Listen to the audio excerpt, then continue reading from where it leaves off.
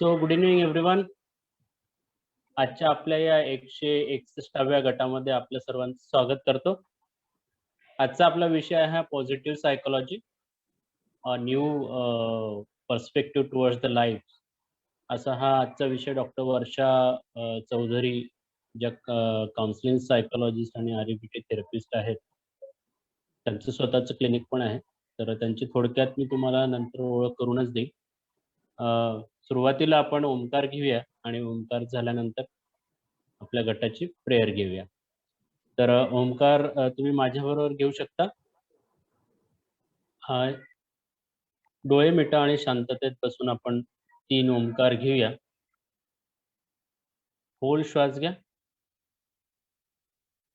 ओ.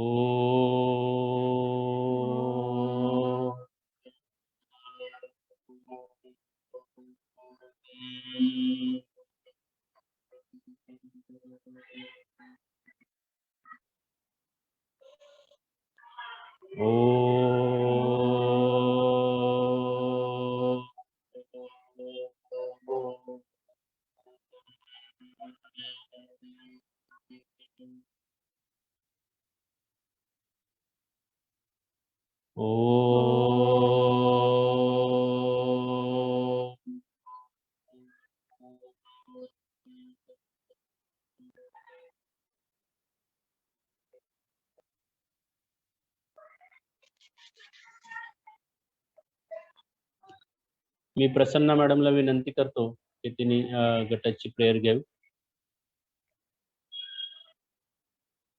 हे विश्वशक्तीनो, मी आपणास मनापासून वंदन करतो. आपण मला आणखी एक सुंदर दिवस जगायला अनुभवायला दिल्याबद्दल आपले आभार मानतो. कालचा दिवस खूप सुंदर होता. आजचा दिवस सुद्धा मी खूप छान घालविणार आहे. हे शक्तींनो, या क्षणाच्या आधी माझ्याकडून कळत नकळत कुणीही दुखावले गेले असतील तर त्याबद्दल मी त्या सर्वांची आणि तुमची क्षमा मागतो. आणि या क्षणापासून कुणीही माझ्याकडून दुखावले जाणार नाही याची काळजी घेईन. तसेच मी स्वतःच्या व इतरांच्या झालेल्या चुकांसाठी अगदी मनापासून माफ करतो. हे शक्तींनो, माझ्या हातून मानवतेच्या कल्याणासाठी आणि निसर्ग संवर्धनासाठी भरीव कार्य घडू दे. माझी प्रार्थना आपण स्वीकार करावी व माझ्या मनोस्वास्थ्य संवर्धन कार्यास बळ द्यावे.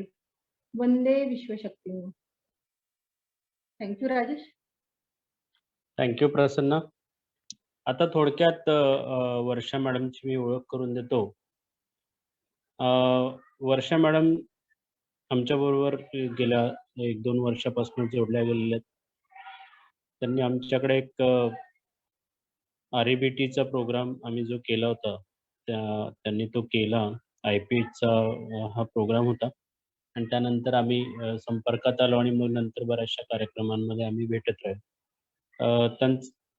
त्यांचा पर्सनल म्हणजे त्या बेसिकली BHMS डॉक्टर आहेत. पर्सनल त्यांचं काउन्सिलिंग हा एक इंटरेस्ट असल्यामुळे त्यांनी या क्षेत्रामध्ये येऊन त्यांची प्रॅक्टिस चालू केलेली आहे.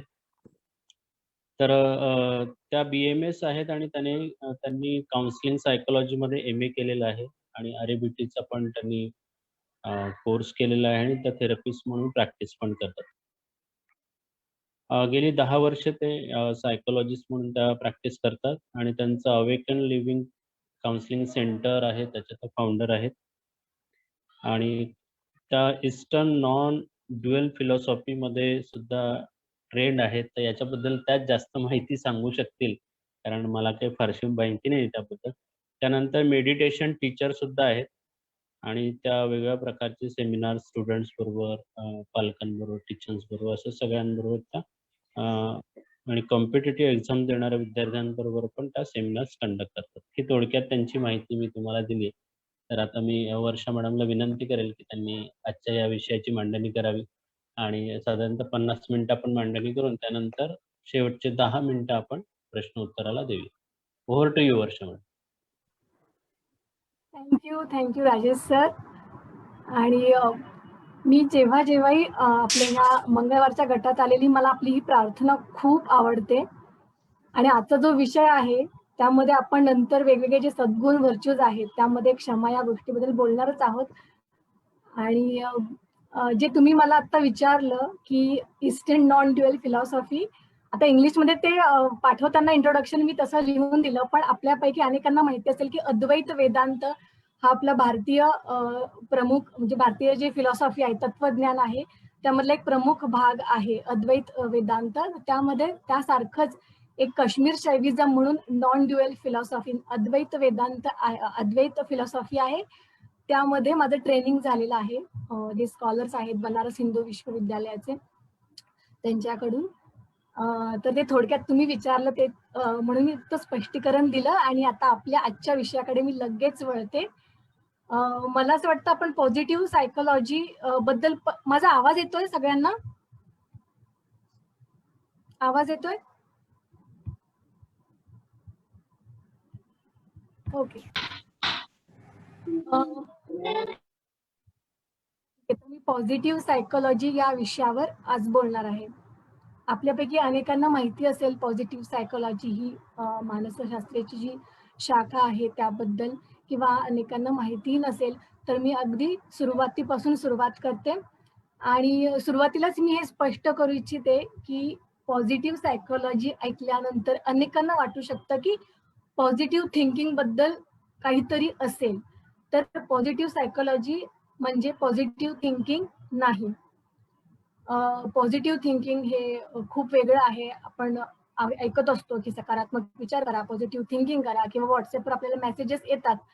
पण एक ऑथर आहेत ऑलिव्हर बर्कमॅन म्हणून, ज्यांचं अँटिडोट नावाचं पुस्तक आहे. त्यात त्यांनी स्पष्टपणे सांगितलंय की खूप पॉझिटिव्ह थिंकिंग किंवा फक्त सकारात्मक विचार करा, सकारात्मक फिलिंग स्वतःमध्ये आणा आणि मग कामं करा. हे खूप वेळेला किंवा बहुतेक मेजॉरिटी वेळेला हे वर्क होत नाही. ज्या व्यक्तींना प्रोकास्टिनेशनच्या समस्येची जे लढत असतात किंवा ज्यांना नैराश्य वगैरे असतात, त्यांनी कितीही प्रयत्न केला तरी पॉझिटिव्ह थिंकिंगचा खूप जास्त उपयोग होत नाही. तर त्यांनी कदाचित समस्या किंवा त्या व्यक्तीचं नैराश्यही वाढू शकतं. तर सुरुवातीला सांगते की पॉझिटिव्ह सायकोलॉजी म्हणजे पॉझिटिव्ह थिंकिंग नाही. तर काय आहे पॉझिटिव्ह सायकोलॉजी? ही खूप सुंदर ब्रांच आहे सायकोलॉजीची, नवीन शाखा आहे. आणि मार्टिन सेलिंगमन नावाचे एक खूप महान ग्रेट जे सायकोलॉजिस्ट आहेत, त्यांनी ह्या शाखेची मुहूर्तमेढ रोवली. साधारण 1998 मध्ये मार्टिन सेलिंगमनने ही थेअरी मांडायला सुरुवात केली आणि एका खूप काय म्हणतात अद्भुत आणि सुंदर सायकोलॉजीच्या शाखेला प्रारंभ झाला. तर आपण पाहूयात की मार्टिन सेलिंगमनच्या आधी सायकोलॉजी म्हणजे मानसशास्त्र त्याचं स्वरूप काय काय होतं.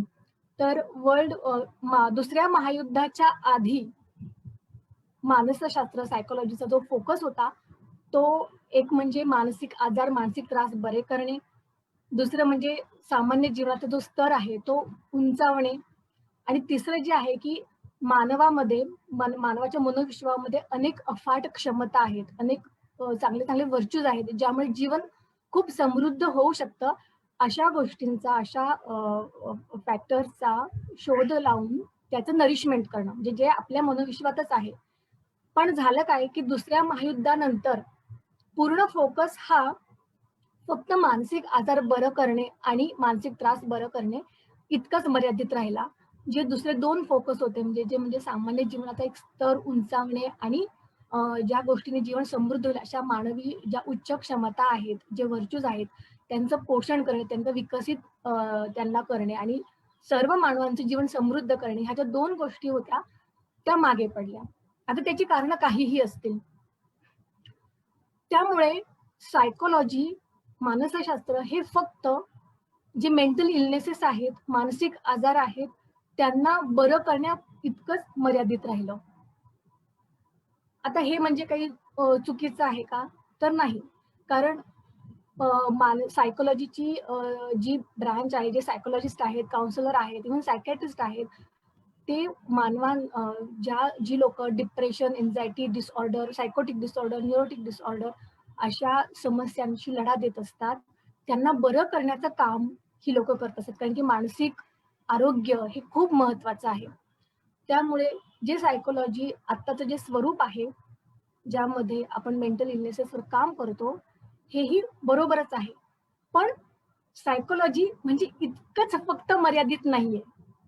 कारण यामुळे होतं काय, की सायकोलॉजिस्टकडे फक्त हे डिसीज, मेंटल डिसीज बरे करणारे एवढंच ह्याच दृष्टिकोनातून बघितलं जातं. आणि त्यामुळे खूप वेळा सायकोलॉजिस्टकडे जाणं एक अजूनही टॅबू मानला जातो. म्हणजे जर कोणी विचारलं तुम्हाला की किंवा तुम्ही कोणाला सांगितलं की मी काउन्सिलरकडे जाणार आहे, तर लोक विचारतात काय सगळं ठीक आहे ना? म्हणजे अजूनही आपली ती मानसिकता, ती जागरूकता नाहीये. तर सायकोलॉजीची ह्या जे आताचे जे स्वरूप आहे त्याला मार्टिन सेलिग्मनने डिसीज मॉडेल असं नाव दिलंय. पण सक्सेसफुल डिसीज मॉडेल असं नाव दिलंय. कारण काउन्सिलिंग, थेरपी आणि सायकोलॉजीमध्ये जे प्रयोग झालेले आहेत सायकोलॉजिस्टनी, वेगवेगळे ज्या गोष्टी दिलेल्या आहेत, ज्यामुळे अनेक नैराश्याशी झुंजणाऱ्या, एन्झायटीशी झुंजणाऱ्या, स्ट्रेस, पोस्ट ट्रॉमॅटिक डिसऑर्डर, अनेक वेगवेगळ्या डिसऑर्डर्स यांच्याशी झुंजणाऱ्या व्यक्ती त्यातून बऱ्या होऊ शकतात. त्यामुळे हे डिसीज मॉडेल हे खूप सक्सेसफुल आहे, हे चांगलं आहे, हे मानसिक आरोग्यासाठी परफेक्ट आहे. पण मानवी मनोविश्वाचा खूप मोठा भागही आहे या व्यतिरिक्त, ज्यावर खूप संशोधन झालेलं नाही. जे 1998 मध्ये मार्टिन सेलिग्मनने जे रिसर्चद्वारे सुरू केलं. आणि हे जे पूर्ण जो दुसरा भाग आहे सायकोलॉजीचा, त्यावर आतापर्यंत अशी खूप ठोस स्वरूपातली ग्रँड थेरी पण पूर्णपणे समोर आली नाही. म्हणजे असं म्हणता येणार नाही की 98 लाच जे पॉझिटिव्ह आस्पेक्ट आहे, म्हणजे तोपर्यंत फक्त निगेटिव्ह आस्पेक्ट वरतीच सगळेजण फोकस करत होते, त्यावर काम करत होते.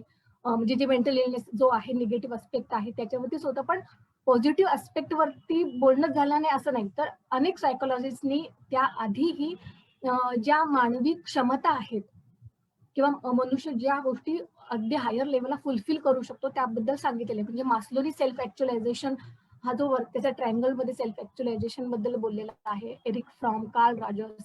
पण पूर्ण ठोस स्पष्ट स्वरूपात ते इतक्या पुढे एक नवीन ब्रँच सायकोलॉजीची म्हणून पुढे आलं नव्हतं, जे मार्टिन सेलिग्मनने करून दाखवलं. आणि आता इथे महत्वाची गोष्ट मला जी सांगायची आहे, पॉझिटिव्ह सायकोलॉजी, म्हणजे ज्यामध्ये सगळे जे पॉझिटिव्ह आस्पेक्ट आहे सायकोलॉजीचे, म्हणजे त्यात सद्गुण असतील, पॉझिटिव्ह एक्सपिरियन्स ऑफ लाईफ असेल, जीवन अर्थपूर्ण करण्यासाठी ज्या गोष्टीचा वापर करून मनुष्य अजून अर्थपूर्ण करू शकतो ह्या गोष्टी असतील, तर ह्यावर जे मार्टिन सेलिग्मनने जी पुस्तकं लिहिली ती पूर्ण सायंटिफिक रिसर्च करून, म्हणजे त्यांनी खूप टूल्स बनवले आणि खूप रिसर्च केला आणि स्टॅटिस्टिकल अनालिसिस करून त्यांनी प्रत्येक एलिमेंटचा अभ्यास करून एक सायंटिफिक डेटा, जो सायंटिफिक थेरी मांडली. कारण आपण अनेक वेळेला बघतो की खूप सेल्फ हेल्प बुक असतात, ज्यामध्ये अनेक चांगल्या चांगल्या गोष्टींबद्दल सांगितलेलं असतं, यशस्वी कसं व्हावं, जीवन आनंदी कसं करावं. तर मार्टिन सेलिग्मनची जी पुस्तकं आहेत किंवा त्यांनी जी थेरी मांडलेली आहे ती फक्त सेल्फ हेल्प बुक सारखी अगदी, ज्याला म्हणजे मी नावं ठेवत नाही सेल्फ हेल्प बुकला, sometimes they can really help, पण ह्या गोष्टी खूप वैज्ञानिकरित्या शास्त्रोक्त पद्धतीने रिसर्च करून त्याने मांडलेल्या आहेत. आणि खूप वैशिष्ट्य याचं, आणि मला सगळ्यात म्हणजे मला स्वतःला जे आवडलं पॉझिटिव्ह सायकोलॉजी बद्दल, ती अशी गोष्ट की मार्टिन सेलिग्मनने ते डोअर ओपन केला. म्हणजे जो मानवी मनोविश्वासा विश्व जे आहे, म्हणजे like he has open the door to the whole universe of human capacities and what human being can achieve to fulfil his or her life, आणि to uplift his or her life and uplift others life too. तर खूप शक्यतांचा आणि ज्या सगळ्या ज्या positive गोष्टी ज्या आहेत त्या शक्यतांचा त्यांनी एक डोर ओपन केलं. आणि ही जी ब्रांच आहे पॉझिटिव्ह सायकोलॉजी ही खूप त्याला अजूनही विकसित होत आहे. इव्हन मार्टिन सेलिग्मननेही त्यावर म्हणजे तो फक्त एकदाच रिसर्च करून किंवा एकदाच सांगून थांबला नाही, तर त्यांनी ते सतत रिसर्च अपडेट करत राहणं किंवा अभ्यास त्यांनी तो चालूच ठेवला आणि अनेक सायकोलॉजिस्ट जगभरात ह्या सुंदर ब्रांचचा अभ्यास करत आहे. आणि पॉझिटिव्ह सायकोलॉजीचा एक महत्वाचं वैशिष्ट्य म्हणजे ज्या वेळेला कोणीही पॉझिटिव्ह सायकोलॉजीचा अभ्यास करायला लागतात तर त्याचा पहिला बेनिफिट जो आहे, म्हणजे मी आता सायकोलॉजीचे स्टुडंट्स आणि जे सायकोलॉजिस्ट आहे त्याबद्दल बोलतीये, तर सगळ्यात पहिले फायदा प्रथम जो आहे तो फायदा स्वतःलाच होतो. त्यामध्ये जे स्वतःच्या स्ट्रेंग्थ, स्वतःचे व्हर्च्यूज याबद्दल आपल्याला जागरूकता निर्माण होते. तर त्यामुळे it is very beautiful branch of psychology. And Martin सेलिंगमनने 2 थेरीज मांडल्या. म्हणजे त्यांनी ज्यावेळेस सुरुवात केली त्यावेळेस ऑथेंटिक हॅपीनेस, आपल्याला सगळ्यांना माहितीये की सगळ्यांना जीवनात हॅपी व्हायचंय, प्रत्येकाला हॅपी व्हायचंय, बट वी डोंट नो की ती हॅपीनेसची स्टेट कशी मिळवायची. तर जेव्हा सुरुवात केली मार्टिन सेलिंगमनने तर ते ऑथेंटिक हॅपीनेस नावाची त्यांनी ती थेरी मांडली. ऑफकोर्स तो रिसर्च करत होता. अमेरिकन सायकोलॉजिकल असोसिएशनचे ते अध्यक्ष होते मार्टिन सेलिंगमन. आणि त्यानंतर त्याच्या थेरीमध्ये त्याला असं वाटलं की नाही, ही अजून अपडेट व्हायला पाहिजे. ऑथेंटिक हॅपीनेस मध्ये त्यांनी 3 महत्वाचे एलिमेंट सांगितले. मी खूप फास्ट जात नाहीये ना, सगळ्यांना कळतंय ना, लक्षात येतंय? कुणीतरी फक्त माहिती. It's okay ma'am, not an issue. Okay okay ठीक. मला वाटलं मी खूप फास्ट नाही जात. तर ऑथेंटिक हॅपीनेसची त्यांनी ज्यावेळेस थेरी मांडली मार्टिन सेलिंगमन यांनी, तर 3 एलिमेंट्स त्यांनी महत्वाचे त्यामध्ये मांडले. तर त्याच्यामध्ये पहिला एलिमेंट जो होता जे आहे तो म्हणजे positive experience, positive emotional experience जो तुम्ही अनुभव करता तुमच्या आत.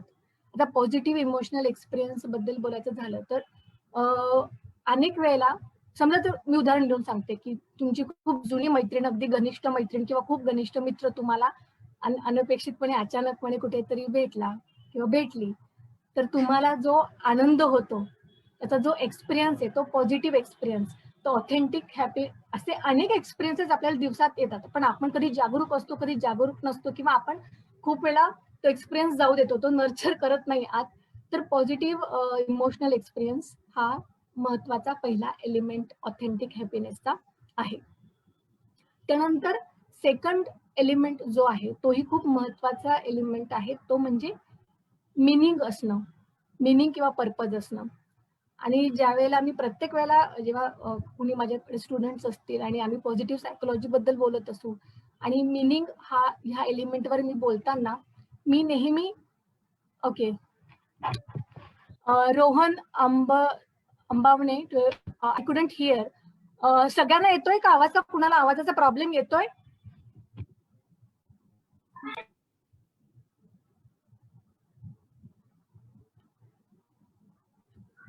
रोहन अंबावनेचे इथे रेंज इश्यू आहे मॅडम.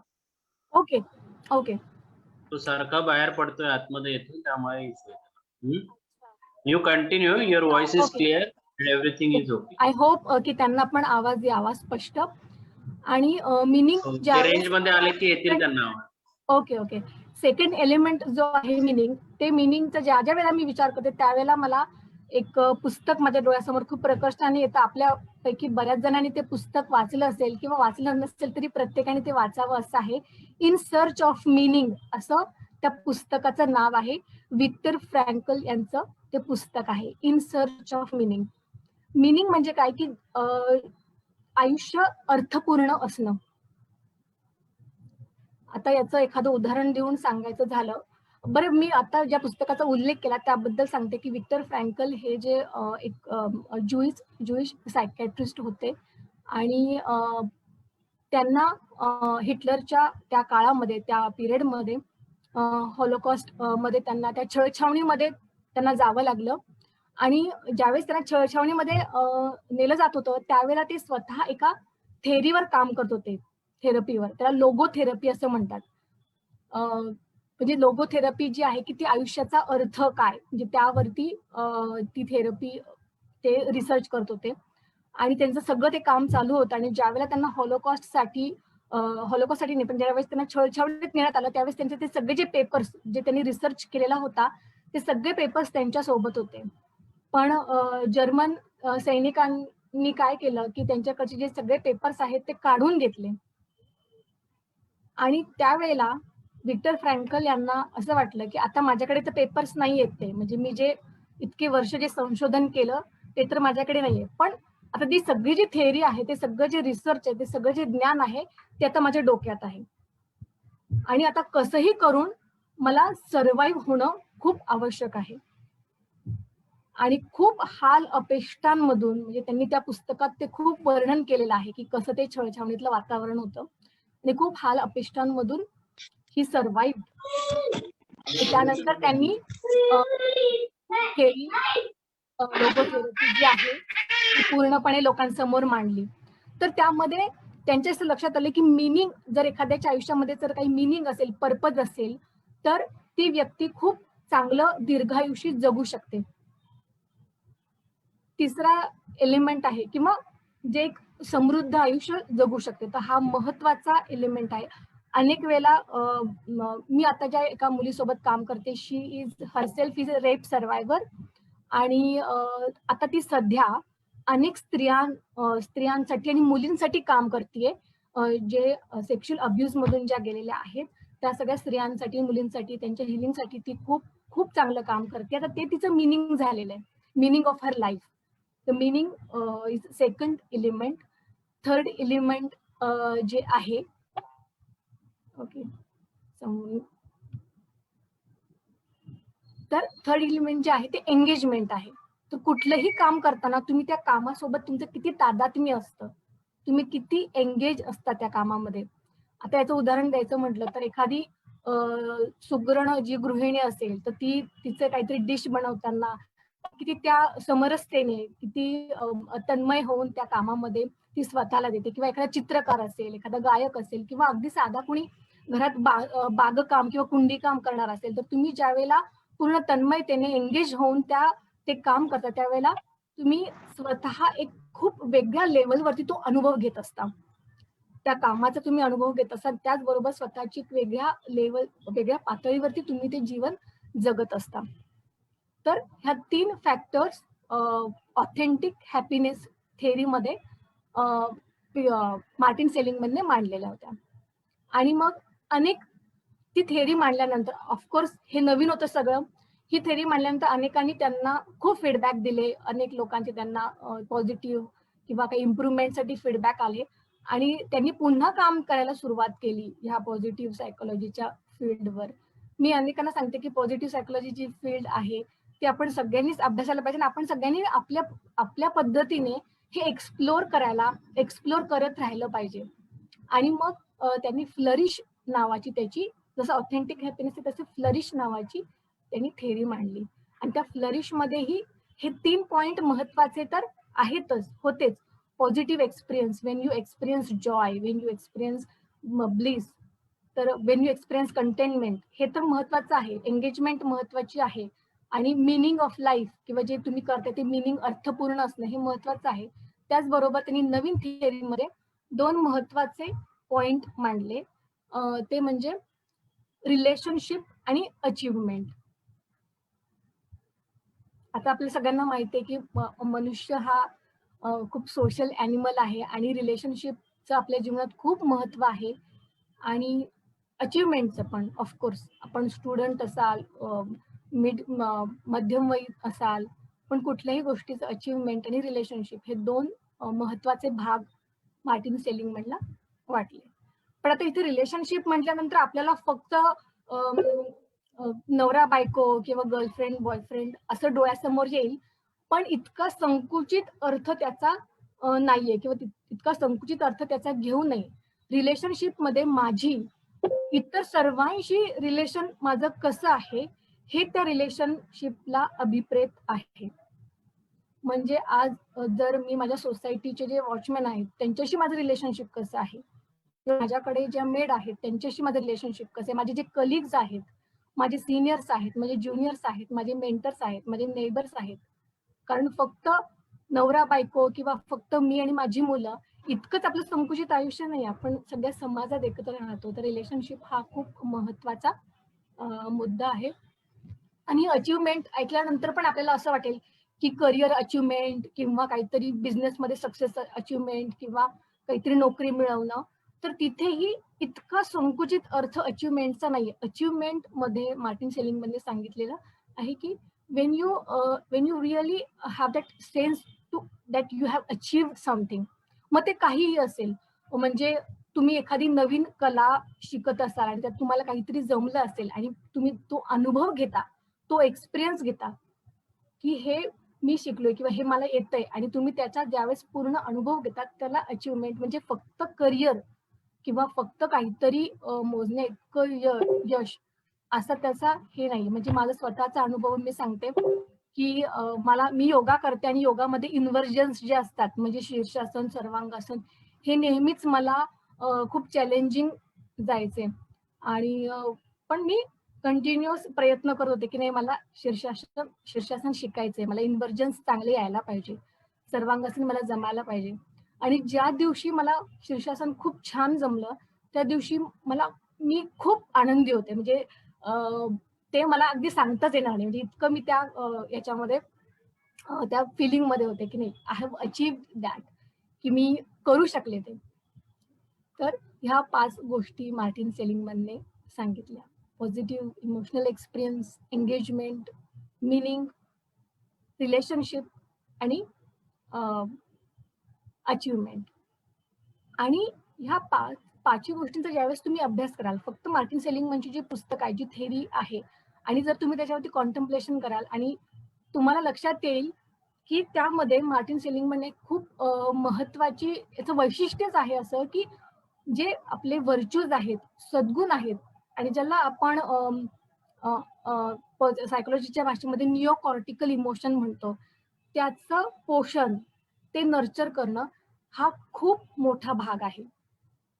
मार्टिन सेलिंगमनच्या पुस्तकामध्ये, त्याच्या थिअरीजमध्ये काइंडनेस एक्सरसाइज आहे, ग्रॅटिट्यूडची एक्सरसाइज आहे, कंपॅशनची एक्सरसाइज आहे, अशा अनेक एक्सरसाइज आहेत. आणि ते काय आहे, ते तुमचे व्हर्च्यूज आहेत, सद्गुण आहेत, निओकॉर्टिकल इमोशन्स आहेत, जे आपल्या आत आहे. आणि फक्त काय होतं की आपल्याला त्याची जाणीव नसते. तर त्या गोष्टींचं पोषण करणं, कारण आज हे 5 एलिमेंट्स मला वेगवेगळे जरी वाटत असले ना, positive experience, engagement, meaning, relationship आणि अचिव्हमेंट, तरी ह्या 5 जे एलिमेंट आहेत त्या प्रत्येकासाठी मला माझे जे व्हर्च्यूज आहेत, मग ते फॉरगिव्हनेस असेल, करेज असेल, कंपॅशन असेल, ग्रॅटिट्यूड असेल, ह्या सगळ्यांचा त्या सगळ्यांबद्दल माझी जाणीव वाढवून त्या गोष्टींना नर्चर करणं हे खूप महत्वाचं आहे.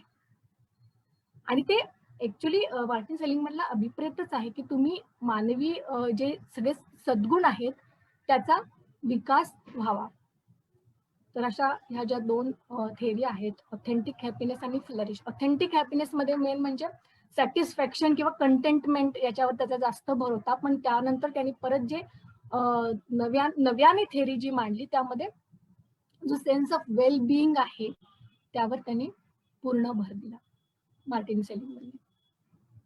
तर ह्या ज्या गोष्टी आहेत त्या खूप सुंदर ब्रांच जी आहे त्याचा आपण एक अभ्यास करून खूप चांगल्या पद्धतीने एक्सपिरियन्स करू शकतो. नाहीतर आत्ताचं जे स्वरूप आहे सायकोलॉजीचं, जसं मी मगाशी सांगितल्याप्रमाणे की नाही अनेक मानसिक त्रासातून, समस्यातून बरे होतात लोक, ठीक आहे, पण ह्याही गोष्टी ज्या आहेत की ज्या अजून आपल्यालाच गवसलेल्या नाहीयेत आणि ज्या आपल्याला जर गवसल्या तर प्रत्येकाचं आयुष्य खूप समृद्ध होणार आहे.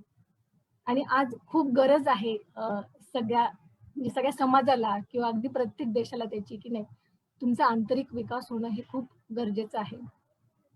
पण प्रत्येक जण ज्यावेळेस सायकोलॉजिस्टकडे, आता इथे अनेक जण सायकोलॉजिस्ट असतील, काउन्सिलर्स असतील, तर तुम्हाला माहिती आहे की आपल्याकडे समस्या घेऊन लोक येतात. अनेक वेळेला गरज असून सुद्धा समाजात जागरूकता नसल्यामुळे अनेक जण येतही नाही. पण ज्यावेळेस लोक येतात की नाही त्यांना त्यांचं डिप्रेशन दूर करायचं असतं, ओके, स्ट्रेस घालवायचा असतो किंवा एन्झायटी मधून बाहेर निघायचं असतं किंवा रिलेशनशिपचे काही प्रॉब्लेम्स असतात त्यातून बाहेर निघायचं असतं. पण अजूनही आपल्याकडे मला आंतरिक विकासासाठी काउन्सिलिंग हवंय किंवा मला आंतरिक विकास करायचा आहे, त्यासाठी मला सेशन्स हवे आहेत किंवा मला माझ्या लाईफमध्ये पुढे जायचं आहे, मला आठवतं आनंद नाडकर्णी यांनी काही दिवसांपूर्वी त्यांचा मी एक व्हिडिओ ऐकला होता, त्याच्यामध्ये त्यांनी सांगितलं होतं की काउन्सिलरकडे कशासाठी जावं, सायकोलॉजिस्टकडे कशासाठी जावं. एक तर हे स्पष्टच आहे की तुम्हाला मानसिक त्रास होत असेल तर त्यासाठी जावं. दुसरं म्हणजे तुमच्या ज्या उन्नत भावना आहेत, म्हणजे मगाशी मी वर्णन केल्याप्रमाणे उन्नत भावना म्हणजे आपले निओकॉर्टिकल इमोशन्स, म्हणजे उदाहरणार्थ क्षमा, करुणा, प्रेम, धैर्य ह्यासारख्या उन्नत भावना आहेत, त्यांचा विकास करून जीवन समृद्ध करण्यासाठीही जावं आणि जीवनात पुढच्या लेवलला जाण्यासाठी, पुढच्या टप्प्यावर जाण्यासाठीही काउन्सिलरकडे जावं. पण त्यासाठी लोक येत नाहीत आणि खूप वेळेला काउन्सिलरही असा विचार करत नाही.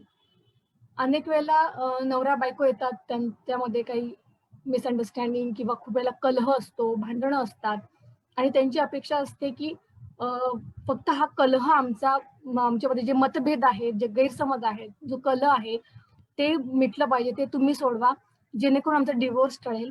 आणि तेही आम्हाला डिवोर्स नकोय कारण की मुलांकडे बघून, मुलांसाठी नकोय आम्हाला.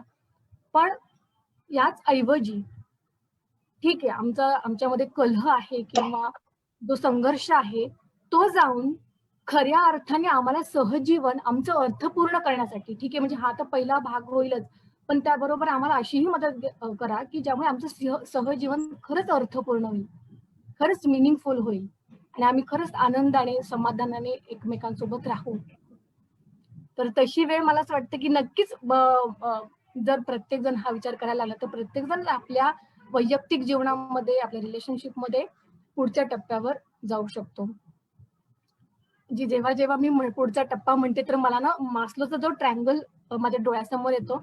पण मास्लोच्या ट्रायंगल मध्ये मी असं म्हणत नाही की मास्लो चुकीचा होता, पण त्याला अनेक क्रिटिसिझम पण आहे.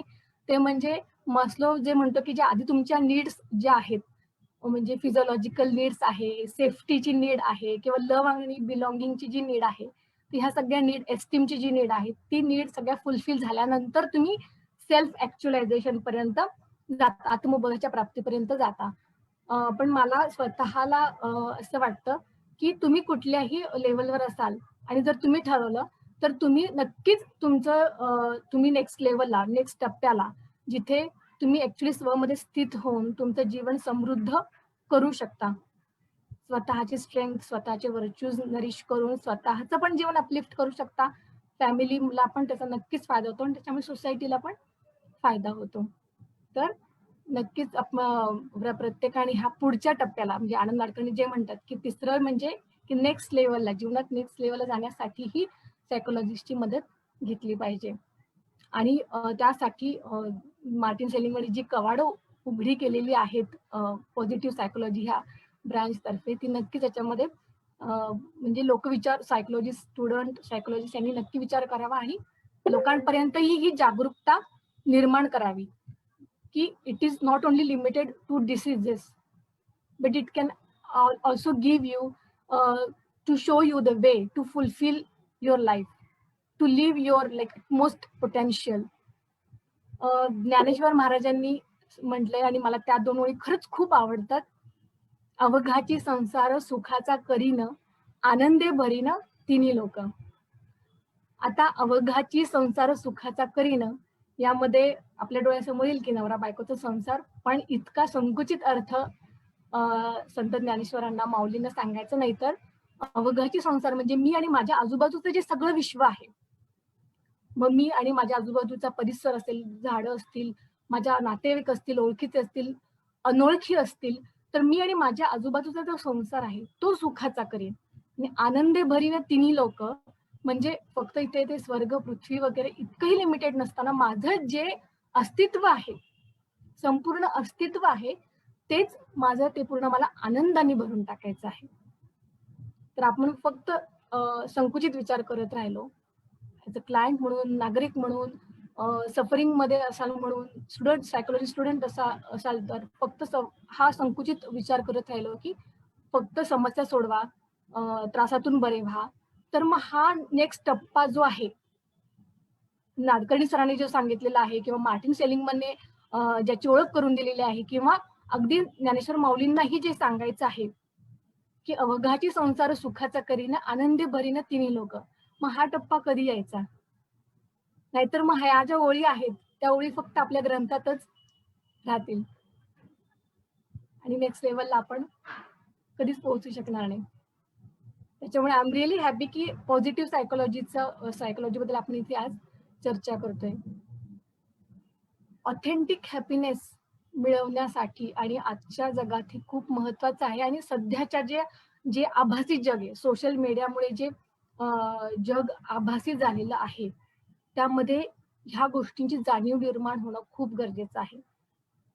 माझ्याकडे अनेक जण येतात, ते सांगतात की आम्ही व्हॅकेशनला गेलो होतो, सिंगापूरला किंवा बालीला गेलो होतो आणि तिथे आमची कशी कशी भांडणं झाली, तिथे आमची कशी कशी भांडणं झाली असं लोक सांगतात.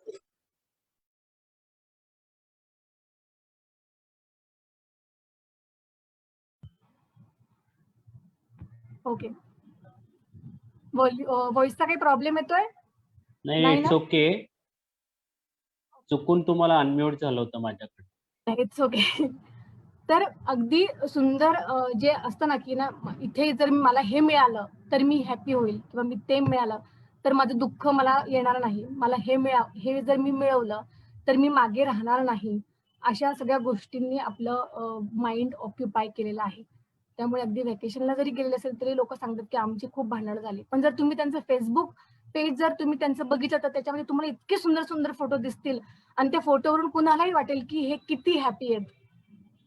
तर सध्या जे आहे की ऑथेंटिक हॅपीनेस किंवा खरा हॅपीनेस ऐवजी अनेक वेळेला आपण फेक हॅपीनेस मध्येच जगत असतो. आणि जीवन जे सध्या ग्लोबलायझेशनमुळे म्हणा किंवा कुठल्या कंडिशनमुळे जी स्पर्धा आहे त्यामुळे म्हणा, खूप वेळेला आपण जीवन ना आउट ऑफ फिअर किंवा आउट ऑफ नीड किंवा आउट ऑफ स्केअरसिटी जगत राहतो. आणि त्यामुळे हाफ लाईफ जगतो आपण, अर्धवट जिवंत अर्धवट मृत असं जगतो. आणि पूर्णपणे संपूर्णपणे आपलं जे एक्झिस्टन्स आहे ते पूर्णपणे आपण जगू शकत नाही. खूप मटेरियलिझम वाढलेलं आहे आणि इतकं मटेरियलिझम वाढलेलं आहे, म्हणजे चंगळवाद वाढलेला आहे की त्यामुळे जे आता मी सांगितलं जे सद्गुण आहेत, जे व्हर्च्यूज आहेत, जे निओकॉर्टिकल इमोशन्स आहेत, त्याचा आपल्याला पूर्णपणे विसर पडलेला आहे. किंवा जर कोणी सांगितलं तरी पण आपण ते खूप रिलेट करू शकत नाही किंवा त्याच्याबद्दल जास्त विचार करू शकत नाही. मगाशी ज्यावेळेस प्रसन्नताईंनी मीटिंगची सुरुवात केली त्यावेळेस प्रार्थनेमध्ये ती क्षमेबद्दल खूप छान ओळी होत्या. पण क्षमा असेल आणि ग्रॅटिट्यूड असेल, ग्रॅटिट्यूड म्हणजे कृतज्ञता, तर ह्या गोष्टी खूप वेळेला आपल्याला खूप अवघड वाटतात, अवघड वाटू शकतात. किंवा काहीतरी नाही ठीक आहे, मी आजच्याबद्दल आत्ता विचार करू शकत नाही अशा, कारण त्याच्याबद्दल आपल्याला जाणीव किंवा अवेअरनेस हा नाहीच आहे जवळपास. माझ्याकडे एक केस आली होती. एक साधारण 30शीतला एक मुलगा रागाची समस्या घेऊन माझ्याकडे आला होता. आणि राग त्याला असा होता की त्याच्या ऑफिसमध्ये त्याच्या कलिगने असं काहीतरी केलं होतं की ज्यामुळे हा माणूस दुखावला गेला होता. त्याचा कलिगच होता, त्याचा मित्रच होता, पण त्याच्या एका कृतीमुळे याला मात्र खूप दुःख झालं होतं आणि त्याला राग आला होता की हा असा कसा काय वागू शकतो. तर त्याचं मी ते REBT वरती सेशन घेतलं. म्हणजे तुम्हाला माहिती आहे की पहिले काही सेशन्स हिस्ट्रीचे असतात आणि त्यानंतर तुम्ही ऍक्च्युअली इमोशन्स आणि बिहेवियर आणि बिलीफ्स वरती काम करायला लागतं. जे REBT शिकलेले असेल त्यांना माहिती असेल. तर REBT नुसार मी सेशन घेतलं. तर ते पूर्ण सेशन मी तुम्हाला नाही सांगत, पण त्याचे महत्वाचे पॉइंट्स मी तुम्हाला सांगते. तर त्यावेळेला ज्यावेळेला मी त्याला विचारलं की ठीक आहे, त्या व्यक्ती तुझ्यासोबत असा असा वागला आणि याला काय झालं, याला त्रास का होत होता, कारण की हा इतका त्याला राग आलेला होता की त्याने त्या व्यक्तीसोबत बोलणं बंद केलं. आणि बोलणं बंद केल्यानंतर असं झालं की ते एकाच केबिन मध्ये आणि बोलत नाही आणि तो माणूस मात्र त्याच्याशी बोलण्याचा प्रयत्न करत होता. आणि त्यामुळे झालं काय की माझ्या ह्या क्लायंटची घुसमट व्हायला लागली, कारण त्याच्या त्या वागण्यामुळे ते वातावरण खूप टॉक्सिक व्हायला लागलं आणि त्याच्यामध्ये त्याला बाहेर पडायचं होतं की नाही, मला हे सहन होत नाही आता. आणि ज्या वेळेला मी ते REBTचं सेशन घेतलं आणि त्यावेळेला मी सांगितलं की ठीक आहे, तर ही जी तू प्रतिक्रिया दिलेली अँगरची त्याऐवजी दुसरी म्हणजे अगदीच पॉझिटिव्ह वगैरे नाही तर दुसरी एखादी भावनेने तू हे रिप्लेस करू शकतो का रागाची भावना. तर पूर्ण सेशन होतं ते, का पूर्ण सिक्वेन्सनी मी नाही सांगू शकते, ते थोडक्यात सांगते. तर त्याने सांगितलं की ठीक आहे मी नाराजगी ही भावना घेऊ शकतो. तर मग मी त्याला विचारलं की ठीक आहे काय फरक आहे ज्यावेळेस तू एखाद्या व्यक्तीवरती इतका राग करतो आणि नंतर तू एखाद्या व्यक्तीवरती फक्त नाराज असतो. तर नाराजगी ही जी भावना आहे त्या भावनेमध्ये आणि रागाच्या भावनेमध्ये एक्झॅक्टली काय फरक आहे. तर तो म्हणाला की ज्यावेळेस मी रागात आहे त्यावेळेला मी त्या व्यक्तीशी बोलण्याचा किंवा कम्युनिकेशन करण्याचा काहीच विचार सुद्धा करू शकत नाही. पण ज्यावेळेस मी नाराजगी ही भावना घेतो माझ्या मनात त्यावेळेला मी त्याची ठीक आहे त्याच्याशी मी एवढी इंटेन्स प्रतिक्रिया नाही देणार. ठीक आहे बाबा त्यांनी एक चुकी केली कारण तो बाकी माणूस म्हणून चांगला आहे. रागामध्ये मी त्याला बाकी माणूस म्हणून बघू शकत नाही. तर तो एक शिफ्ट होता आणि त्याच वेळेला मी पॉझिटिव्ह सायकोलॉजीचा खूप जास्त प्रमाणात अभ्यास करायला सुरुवात केली होती आणि त्यावेळेला मी ती एक गोष्ट ऍड केली. तर मी त्याला म्हटलं की तुला कसं वाटतंय कारण की जे थॉट्स होते त्याचे बिलीफ्स होते त्यावर त्यांनी काम केलं होतं आणि त्याला कम्फर्टेबल वाटत होतं की हो फक्त नाराजगी भावना ठेवून मी ओके राहू शकतो किंवा मला इतका त्रास होत नाहीये किंवा मी त्या व्यक्तीला बघू शकतो किंवा त्याच्याशी बोलणं सुरू करू शकतो. आणि मी त्याला सांगितलं की ठीक आहे आता एक स्टेप पुढे जा आणि बघ तू त्या व्यक्तीला त्या चुकीसाठी माफ करू शकतो का, क्षमा करू शकतो का. पण त्याची जी आधी तयारी झालेली होती त्यामुळे तो मुलगा म्हणाला की हो मी त्याला क्षमा करू शकतो त्याच्या त्या एका चुकीसाठी. आणि त्याच्या डोळ्यात मला एक चमक दिसली. तर क्षमा हा जो सद्गुण आहे तो खूप खूप मोठा सद्गुण आहे आणि त्याच्या क्षमेमुळे शांती येते कारण त्या मुलाचा चेहराच बदलला एकदम. खूप हलकं त्यांनी मला सांगितलंय की मला खूप हलकं वाटतंय. तर वेळ असेल तर आपण एक एक्सरसाइज घ्यायची का आता? Okay from Krishna Joshi to everyone. Flourish त्यांनी जी दुसरी जी थेअरी मांडली ती पहिली ऑथेंटिक हॅपीनेस आणि सेकंड जी होती ती फ्लरिश नावाची म्हणजे त्याच्यामध्ये त्यांनी वेल बिईंगला जास्त महत्व दिलेलं होतं ती. तसंच दुसरा जो सद्गुण आहे त्याच्याबद्दल मला इथे बोलावंसं वाटतं तो म्हणजे ग्रॅटिट्यूड, कृतज्ञता. खूप वेळेला आपल्या आयुष्यात अशा अनेक गोष्टी असतात ज्याबद्दल आपण त्याची दखलही घेत नाही पण त्या गोष्टींनी आपलं जीवनात सोयी आलेल्या असतात. त्या गोष्टींनी आपल्याला आनंद दिलेला असतो. त्या गोष्टींनी आपल्याला खरंच अपलिफ्ट केलेलं असतं. आपल्या जीवनाला अर्थ दिलेला असतो. मग त्या गोष्टी अगदी कुठल्याही असेल म्हणजे तुमचा एका घरातला आवडता कोपरा असेल, तुमची बेडरूम असेल, तुमच्या बागेतली काही जागा असेल, आवडता गायक असू शकतो, तुमची मुलं असू शकतात. अशी कुठल्याही अनेक गोष्टी आहेत, व्यक्ती किंवा वस्तू की ज्यामुळे तुमचं आयुष्य खरंच खूप छान असतं. तुम्हाला आनंद मिळत असतो. तुम्हाला एक सुखसोयीचं तुम्ही आनंदी जीवन जगू शकता. पण आपण आपल्याला ते ध्यानीमनही नसतं. कृतज्ञतेची भावना तर दूरच. म्हणजे आपण इतकं त्या गोष्टीला गृहीत धरून चालतो. माझा एक अनुभव मी सांगते आपल्याकडे आहे थोडा वेळ तर. मला 2 मुली आहेत आणि ज्यावेळेला ऑफकोर्स आपल्याला आनंद होतोच म्हणजे ज्यावेळेस मी आई झाले आणि खूप छान हेल्दी मुलींना मी जन्म दिला. पण कधीच मला असं वाटलं नाही की मला छान हेल्दी मुली झाल्या त्याच्यामुळे मी खरंच ग्रॅटिट्यूड व्यक्त करायला पाहिजे किंवा त्याबद्दल कृतज्ञ राहायला पाहिजे. पण 3-4 दिवसांपूर्वी माझ्या बहिणीला मुलगी झाली आणि ती मुलगी झाल्यानंतर थोडी सीरियस होती कारण लो बर्थ वेट होता. त्यामुळे तिला आयसीयू मध्ये ठेवावं लागलं. ती ऑक्सिजन शिवाय राहू शकत नव्हती. माझ्या बहिणीला तिला घेताही येत नव्हतं आणि एका क्षणाला मला जाणवलं की मला म्हणजे मी किती भाग्यवान आहे की आज माझ्या मुली खूप छान हेल्दी जन्माला आल्या. त्यांना झाल्याबरोबर मी होल्ड करू शकले, घेऊ शकले. ते मातृत्वाचे जे क्षण आहेत ते त्याचा आनंद घेऊ शकले. पण मी कधीच म्हणजे ठीक आहे मला त्यावेळेला आनंद झाला होता. अजून त्या खूप छान आहेत माझ्या मुली. त्यावेळेला मला आनंद झाला होता. पण मी कधीच त्याच्याबद्दल अशी कृतज्ञता म्हणजे इतकं स्पष्टपणे, इतक्या कॉन्शियसली, इतक्या अवेअरनेसने मी कृतज्ञता व्यक्त केली नव्हती. आणि काल मी डोळे मिटून ती ग्रॅटिट्यूड, ती कृतज्ञता व्यक्त केली, की खरंच नाही त्या दोन्ही मुलींचा माझ्या छान जन्म झाला. त्या जन्मानंतर त्यांची हेल्थ चांगली होती. त्यामुळे अगदी पहिल्या दिवसापासून मी त्यांना जवळ घेऊ शकले आणि ह्याबद्दल मी खरंच कृतज्ञ आहे. तर अशा अनेक सद्गुण आहेत ज्यामुळे तुमचं आयुष्य अतिशय अनुभव समृद्ध होतं. कारण आपल्याला कुटुंबाकडून, समाजाकडून एक हॅपीनेसचा फॉर्म्युला मिळतो आणि त्याच्यामध्ये 4 फॅक्टर्स असतात. ते म्हणजे हॅपीनेस फॉर्म्युला जास्तीत जास्त पैसा मिळवणे गरजेचं आहे.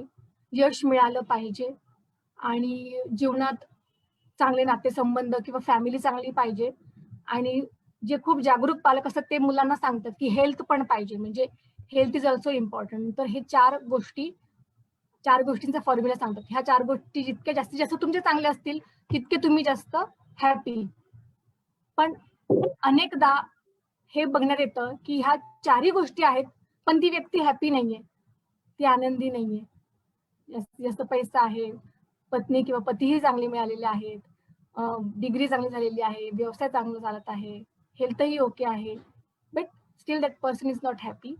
कारण इथे आपण एक गल्लत करतो की हॅपीनेस हा 5वा आणि इंडिपेंडेंट एलिमेंट आहे आणि ह्या एलिमेंटला म्हणजे याच्यासाठी जसं तुम्ही लहान म्हणजे अगदी 2-2.5 वर्षांपासून जशी मेहनत घेता तशी ह्या गोष्टीसाठी ही कष्ट घेण्याची, मेहनत घेण्याची गरज असते.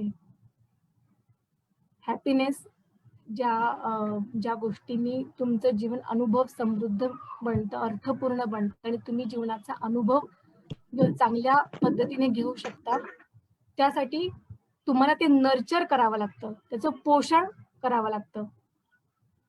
आणि त्यासाठी जे सांगितलं की प्रेम आहे, धैर्य आहे, ह्या गोष्टी आपल्यातच असतात. त्या कुठून बाहेरून आपल्याला आतमध्ये टाकावं लागत नाही. पण कुठेच असं वातावरणच नाहीये. ते खरं आपण निर्माण करायला पाहिजे, की अगदी लहान मुलांपासून म्हणून मार्टिन सेलिग्मनचा पण खूप फोकस हा पॉझिटिव्ह सायकोलॉजीचा माइंडसेट घेऊन पॅरेंटिंग करा यावर आहे. तर अगदी लहानपणापासून जर तुम्ही मुलांना काइंडनेस, प्रेम, कंपॅशन याची ओळख करून दिली, ह्या उन्नत भावनांची ओळख करून दिली आणि त्याचं नरिशमेंट केलं, तर ती व्यक्ती मग ह्या ज्या 4 गोष्टी आहेत ना, त्याच्यामध्ये कमी जास्त जरी झालं ना, तरी ती व्यक्ती खूप आनंदी जगू शकते. आता 7:21 झालेले आहेत. मी पुढे कंटिन्यू करू की थांबू?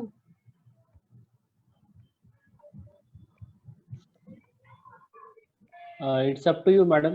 जर आपलं तुम्ही विषय जर पूर्णपणे हो, मांडलेला ठीक आहे. असेल तर मग आपण एक पुढचे 10 मिनिटं प्रश्न उत्तर घेऊया. एक अजून 2 मिनिटातच सांगून संपवते मी. मी चालेल. एका इंटरनॅशनल मेडिटेशन रिट्रीटमध्ये मी असिस्ट करत होते आणि तिथे अमेरिकेमधली टेक्सासमधली एक बाई जी होती त्या मेडिटेशन रिट्रीटसाठी आली होती ती ॲज अ पार्टिसिपंट. आणि आम्ही जेवणाच्या टेबलवर बसलेलो होतो आणि मी तिला अमेरिकन ड्रीम हा शब्द मी ऐकलेला होता आणि मी तिला सहज अमेरिकन ड्रीम बद्दल विचारलं होतं. तर ती अगदी ती हसली आणि ती म्हटली की अमेरिकन ड्रीम हे यांनी वर्क नाही केलं, ते फेल गेलेलं आहे. आणि ती स्वतःही खूप रिच होती, खूप समृद्ध घरातली होती, पण खूप दुःखी होती आणि शांतीच्या शोधात ती त्या मेडिटेशन रिट्रीटसाठी भारतात आली होती.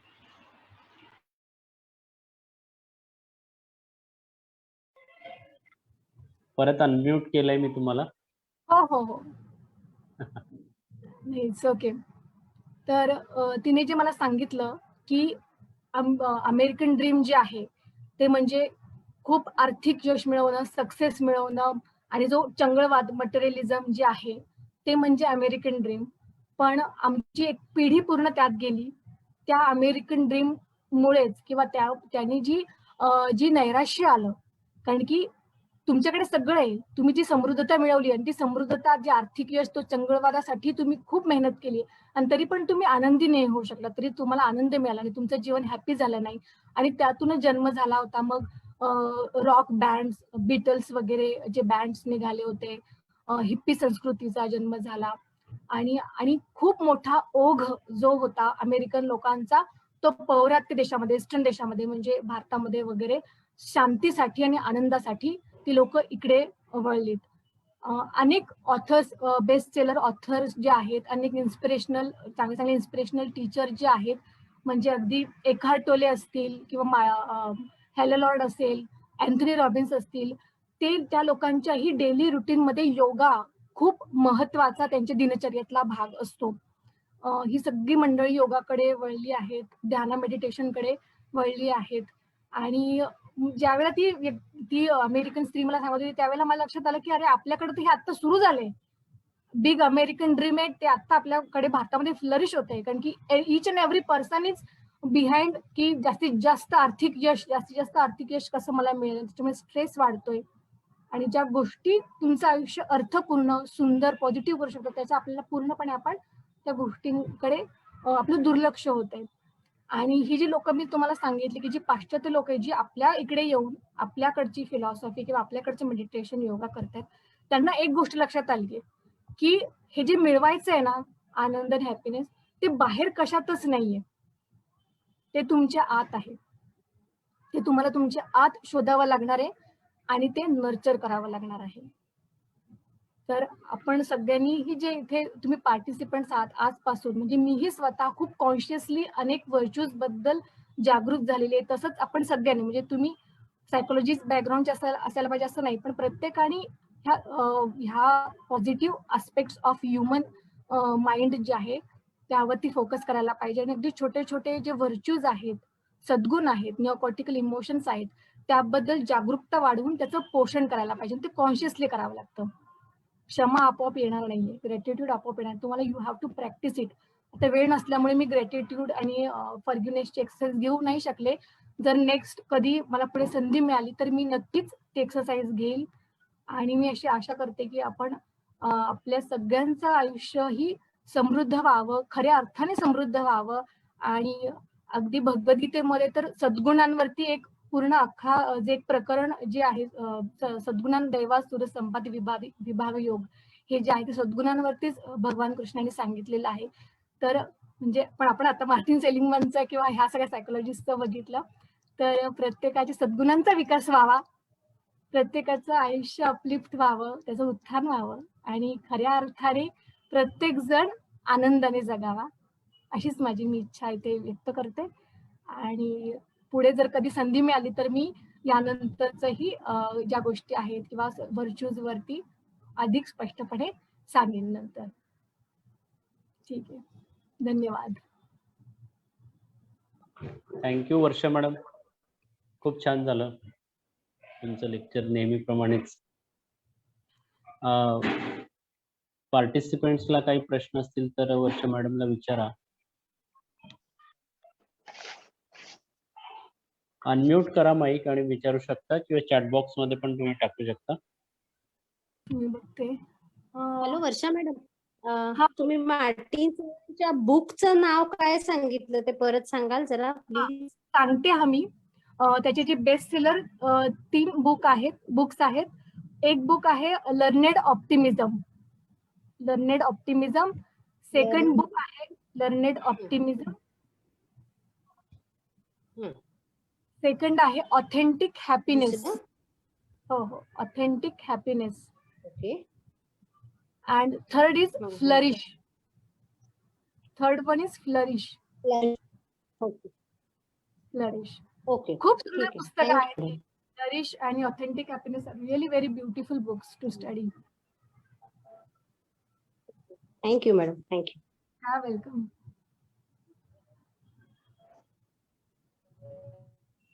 एक प्रश्न विचारू का? हो, विचारा. बरेचदा असं आताच्या लाईफ मध्ये आपण असं जेव्हा बघतो तेव्हा मुलांना जनरली स्पर्धेत तू उतरायला पाहिजेस आणि by hook or crook you should go ahead. आणि मग ह्या सगळ्या गोष्टीमध्ये व्हर्च्यूज आणि याचा विचार खूप मागे पडलेला दिसतो.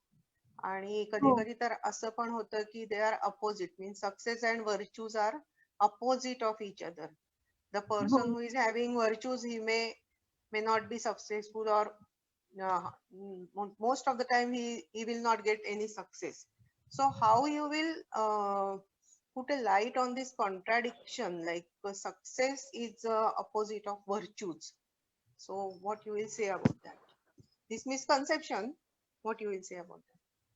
अच्छा, तर यश जे आहे तर ते यश जे तुम्ही जे सांगितलं की व्हर्च्यूच्या तिथे व्हर्च्यूचं अगदी कामच नसतं, पण महत्वाचा प्रश्न आहे की त्या व्यक्तीने ज्याही क्षेत्रात यश मिळवलेलं आहे आणि त्याला ते यश मिळालेलं आहे, त्यामुळे ती व्यक्ती किती समाधानी, किती आनंदी आहे, ती इतरांसोबत आणि म्हणजे त्याच्या आजूबाजूचे जे विश्व आहे त्याबद्दल त्यांच्यासोबत तिचं संपर्क, तिचं नातं, तिचं रिलेशनशिप कसं आहे आणि स्वतः ते पूर्णपणे जगू शकता की नाही, पूर्णपणे म्हणजे स्वतःच्या संपूर्ण कॅपॅसिटीने जगू शकता की नाही, हा महत्वाचा प्रश्न आहे. कारण की जर ह्या गोष्टी नसतील तर फक्त ते जे यश मिळालेलं आहे ते आर्थिक स्वरूपाचं असेल किंवा अगदी म्हणजे कार वगैरे ह्या सगळ्या ज्या गोष्टी आहेत त्या त्या ज्या मेजरेबल आहेत, त्या मेजरेबल आहेत गोष्टी या असतील तर त्याचा उपयोग नाहीये. पण समाज, मी नेहमी काय सांगते की समाजाचं काय झालेलं आहे की समाज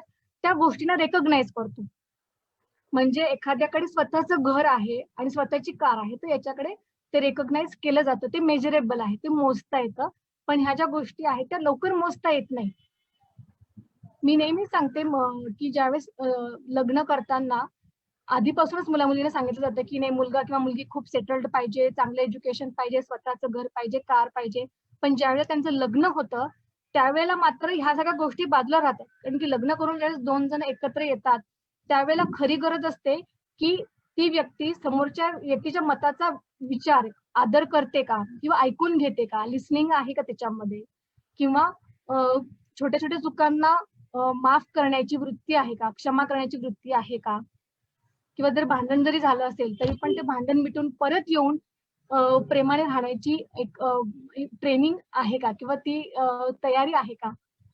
आणि ह्या ज्या गोष्टी ज्या महत्वाच्या आहेत त्या कुटुंबाकडून आणि समाजाकडून सांगितल्या जात नाही ना. अशात हल्ली ह्या 3 दशकामध्ये हे जास्त होत आहे, कारण एका विशिष्ट लेवलच्या सक्सेसलाच आपण खूप फुलफिल, त्याला महत्व जास्त देतोय, त्यामुळे ते होतंय. तर मला असं वाटतं लहान मुलांना तुम्ही कुठल्याही शाळेत घाला, कुठल्याही करिअरच्या दिशेने जाऊ द्या, पण त्याचबरोबर ते लहान असल्यापासून त्यांना ह्या सद्गुणांचा ऍक्च्युली अनुभव तरी करून द्या. म्हणजे कुणाला मदत करायची आहे किंवा जर कुणी जर चुकलं असेल तर त्याला फॉरगिव्ह करणं, किंवा काइंडनेसची एक्सरसाइज तुम्ही लहान मुलांकडनं करू शकता. आता तुम्ही जी पुस्तकं सांगितली ना त्याच्यामध्ये मार्टिन सेलिंगमनने अगदी खूप छान सविस्तरपणे तुम्ही पॅरेंटिंग कसं करा ह्याबद्दल सांगितलेलं. असं जे मूल आहे त्याला त्या व्हर्च्यूजची ओळख झालेली आहे, मग तो अगदी कितीही म्हणजे असं करिअर की जे निगेटिव्ह आहे किंवा व्हर्च्यूजच्या विरुद्ध आहे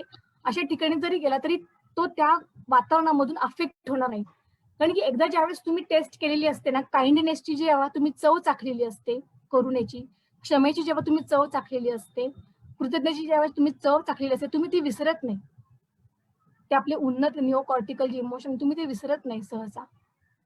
त्यामुळे ठीक आहे ना, आज मुलांना तुम्हाला करिअर करायचं ते करू दे, पण लहानपणापासून त्यांना ह्याही गोष्टी द्या, ते विसरणार नाहीत कधीच.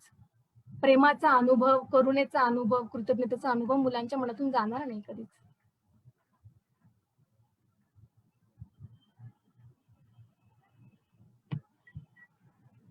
येस, आणखी कोणाला काही प्रश्न आहेत? ओके मॅम, परत एकदा बुक्सची नावं रिपीट कराल का प्लीज? हो, सांगते मी. लर्नेड ऑप्टिमिझम,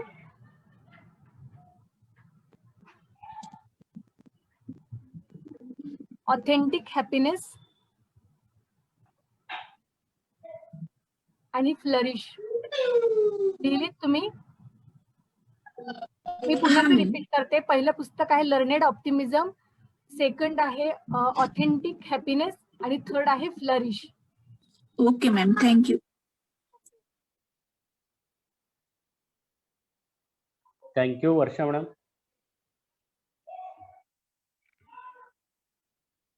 आज खूपच छान हा विषय तुम्ही मांडलाय सविस्तरपणे.